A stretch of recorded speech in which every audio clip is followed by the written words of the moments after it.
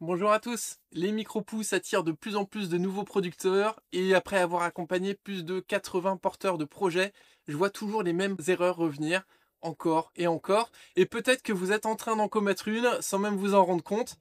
Alors dans cette vidéo, je vais vous présenter les 5 erreurs les plus fréquentes et surtout comment les éviter pour gagner du temps, pour éviter les galères et lancer une activité beaucoup plus saine et rentable. Salut, je m'appelle Dimitri, je suis producteur de micro-pousses depuis plus de 5 ans dans l'entreprise John Pousse et j'espère t'aider toi aussi à te lancer. Allez, bonne vidéo. Allez, c'est parti. La première erreur, je la vois tout le temps. Beaucoup de nouveaux producteurs se lancent directement avec 20, 30, parfois 40 variétés, avec des variétés qui sont rares, longues à pousser, compliquées, dures à se procurer et souvent très peu rentables. Le problème, il est très simple, on s'éparpille, on ne comprend pas pourquoi certaines variétés poussent bien et pourquoi d'autres ne donnent rien. On se retrouve avec des faibles marges, beaucoup de logistique et puis zéro économie d'échelle.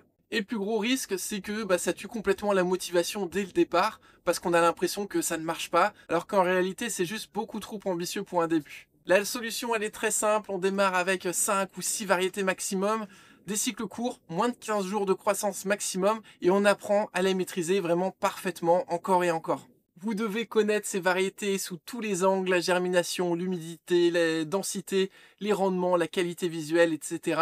Au point vraiment d'être capable de sortir chaque semaine des plateaux très réguliers avec de hauts rendements et des très bonnes marges. Et ensuite seulement, au fur et à mesure que vos clients vous demandent de nouvelles variétés, vous en ajoutez une, puis deux, puis trois, etc. Mais vraiment pas avant. J'ai fait une vidéo sur les variétés que je conseille pour démarrer, elle est disponible juste ici. La deuxième erreur, et elle fait vraiment mal à beaucoup de producteurs, et quand on démarre, on a peur de ne pas vendre, donc on se dit, je vais parler à tout le monde, comme ça j'aurai plus de chances de trouver un client.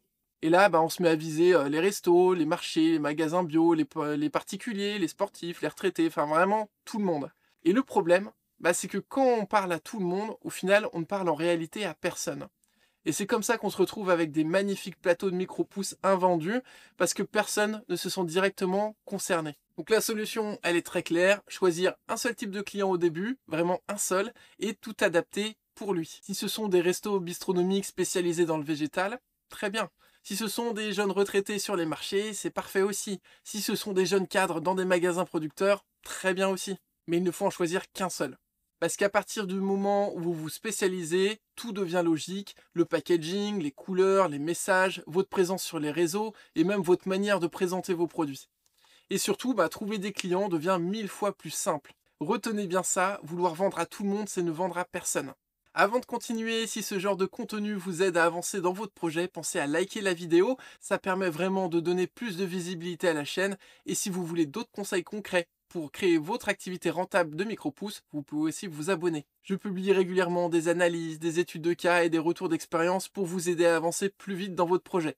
Allez, on y retourne avec la troisième erreur. Troisième erreur, et je pense que c'est celle qui ruine le plus de projets. Je vois énormément de porteurs de projets qui arrivent avec des dizaines d'idées en même temps. Je veux faire des micro-pousses, ok, mais des fleurs comestibles aussi, du petit maraîchage, des fruits, peut-être de la transformation, vendre sur les marchés, ouvrir une boutique, faire de la vente ambulante, faire des démonstrations.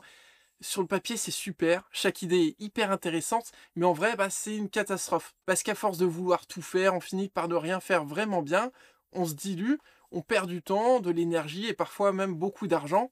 Et surtout, vous allez vous retrouver face à des concurrents qui, eux, sont spécialisés. Ils font une seule activité, ils la maîtrisent parfaitement et ils sont forcément beaucoup plus efficaces que vous et ils vont la vendre beaucoup mieux et souvent moins cher. C'est sûrement frustrant, mais c'est impossible d'être excellent partout. Et si vous essayez, vous allez au mieux finir moyen dans tout. Et un producteur moyen aujourd'hui, il va se faire dépasser très vite. La solution, elle est simple et parfois difficile à accepter, se concentrer sur une seule activité au départ. Vous devenez vraiment bon, vous comprenez les subtilités, vous optimisez chaque geste et surtout, vous développez une créativité que vous n'aurez jamais si vous êtes éparpillé. Et puis plus tard, une fois que tout tourne, là vous pouvez éventuellement vous diversifier intelligemment, mais vraiment pas au début. Et surtout, il faut comprendre que le plus difficile au début, ce n'est pas de créer un système super complexe, c'est de faire des choix, de dire non à certaines idées pour en faire réussir une seule, et parfois cette simplicité, ce focus, ça change absolument tout. Le reste pourra venir plus tard et vous découvrirez même des opportunités que vous n'auriez jamais imaginées, et souvent bien plus intéressantes que vos idées de départ. Quatrième erreur, très courante et elle est beaucoup plus fréquente qu'on ne la pense. Certains voient les chiffres possibles avec les micro-pousses, ils voient le potentiel, la rentabilité et ils se disent autant commencer directement en grand.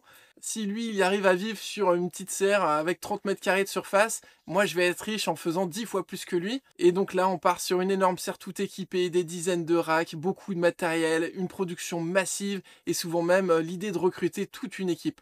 Mais le problème, c'est que commencer très gros, c'est commencer avec beaucoup de charges, beaucoup d'investissements et énormément de pression financière. Et surtout, on met en place des process alors qu'on n'a jamais fait germer une seule barquette correctement. On automatise des tâches qu'on ne maîtrise absolument pas, même pas à la main. On complexifie quelque chose qui devrait être vraiment très simple au début. Et oui, on peut se former, c'est ce que je recommande d'ailleurs, mais malgré tout, la pratique reste essentielle et c'est en répétant les mêmes gestes encore et encore qu'on comprend vraiment les subtilités de cette culture. La solution, c'est que vous pouvez voir grand, aucun problème, mais commencez petit. Maîtrisez les bases, maîtrisez quelques variétés, stabilisez vos rendements, optimisez vos rotations et seulement après, vous pouvez vous agrandir par étapes, en augmentant progressivement la production et pas en lançant une usine de micro-pousses dès le premier jour. Et si vous voulez savoir ce que votre projet peut réellement rapporter, même en commençant petit, vous pouvez utiliser mon simulateur gratuit. Il est sur mon site, ça prend 2 minutes et ça vous permet d'éviter beaucoup d'erreurs.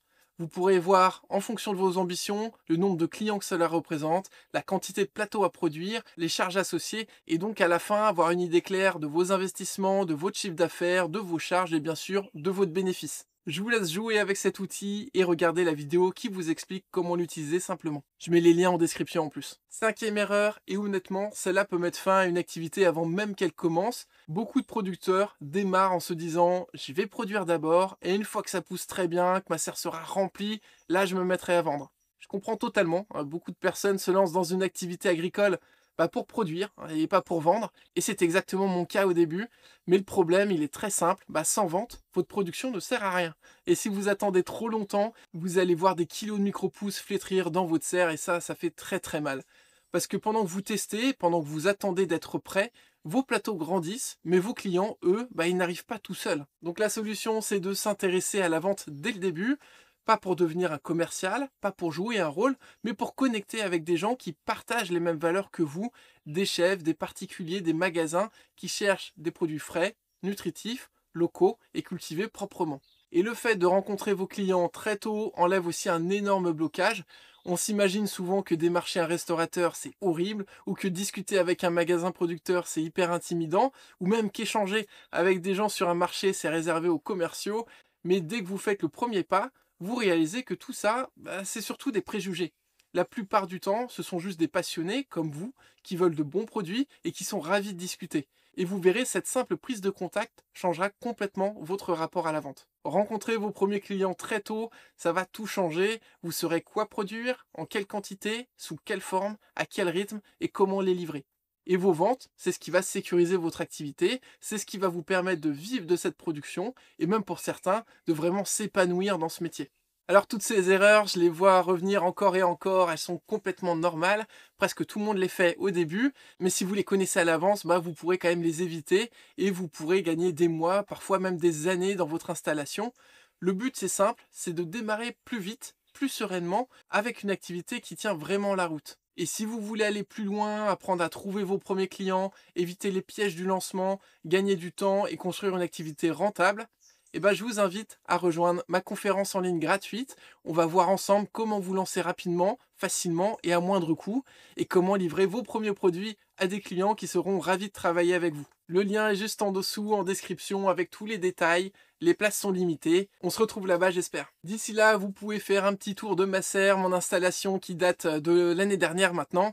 Très simple, très basique, mais très productive et qui va d'ailleurs changer cet hiver. Je vous en reparlerai. Allez, à très vite.